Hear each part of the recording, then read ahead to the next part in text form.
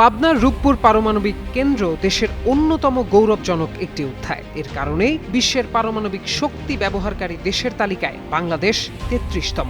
তবে নানা কারণে বিভিন্ন সময় এই প্রকল্প উঠে আসে আলোচনায়, বিশেষ করে বালিশ কাণ্ড, যেখানে প্রকল্পের আবাসিক খাতে ব্যবহৃত এক একটি বালিশের মূল্য ধরা হয় প্রায় ৬,০০০ টাকা এবং তা ওঠাতে খরচ দেখানো হয় ৭০০ টাকা।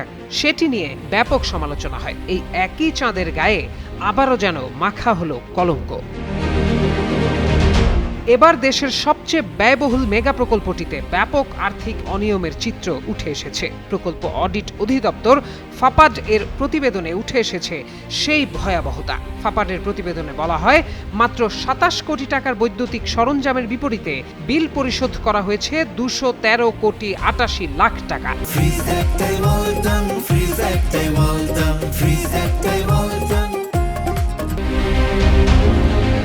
সূত্র জানায়, ২০১৬ সালের জুলাইয়ে প্রকল্পের কাজ শুরু হয়ে ২০২৫ সালের ডিসেম্বরের মধ্যে শেষ হওয়ার পরিকল্পনা থাকলেও পরে মেয়াদ বাড়িয়ে ২০২৮ সালের জুন পর্যন্ত করা হয়। আর এতেই প্রকল্পের ব্যয় বাড়ে ২৫,০০০ কোটি টাকা। মোট ব্যয়ের মধ্যে ৯ বছরেই খরচ হয়েছে প্রায় ৯৪,০০০ কোটি টাকা।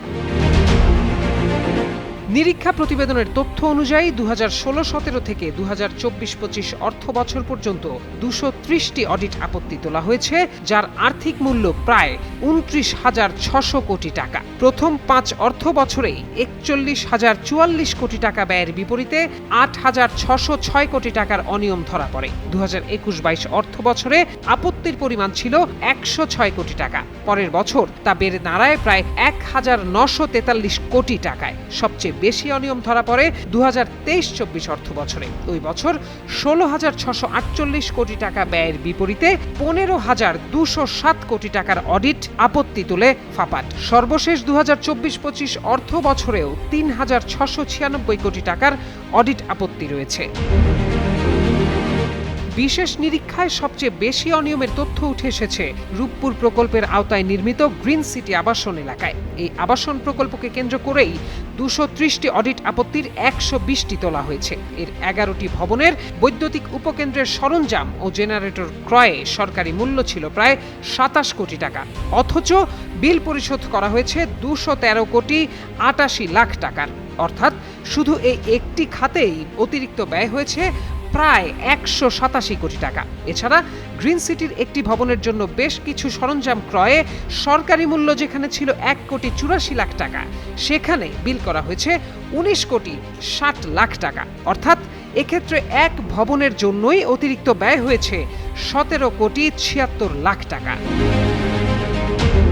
আর্থিক অনিয়মের পাশাপাশি প্রকল্প বাস্তবায়নের অগ্রগতি নিয়েও প্রশ্ন তুলেছে বাস্তবায়ন পর্যবেক্ষণ ও মূল্যায়ন বিভাগ IMED। চুক্তি অনুযায়ী রাশিয়ার ঠিকাদারি প্রতিষ্ঠান অ্যাটম স্ট্রয় এক্সপোর্টের প্রতি বছর প্রকল্প বাস্তবায়নের বার্ষিক কর্মপরিকল্পনা দেওয়ার বাধ্যবাধকতা থাকলেও ২০১২ সালের ডিসেম্বরের পর প্রতিষ্ঠানটি আর কোনো কর্মপরিকল্পনা জমা দেয়নি।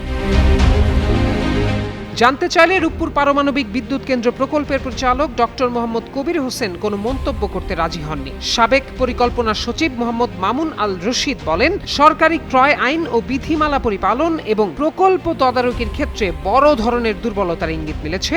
এক্ষেত্রে মন্ত্রণালয়ের স্টিয়ারিং কমিটি এবং তদারকির দায়িত্বে থাকা কর্মকর্তাদের দায় এড়ানোর কোনো সুযোগ নেই। প্রত্যয় দাস, যুগান্তর নিউজ।